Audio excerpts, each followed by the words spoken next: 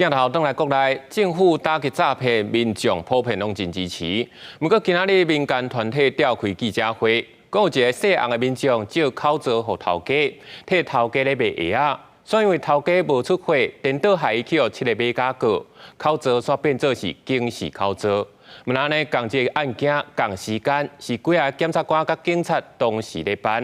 无法度做伙处理，造成伊一年以来，敢若要检访问过，都要遭6届。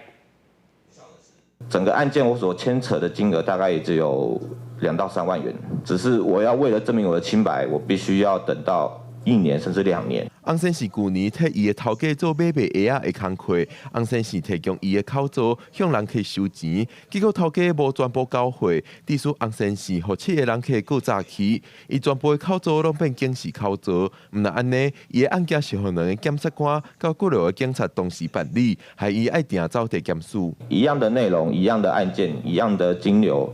一样的受害者，一样的被告，我又开了第2次的庭，然后问我一样的东西。然后我又回答一样的东西，提供一样的证据，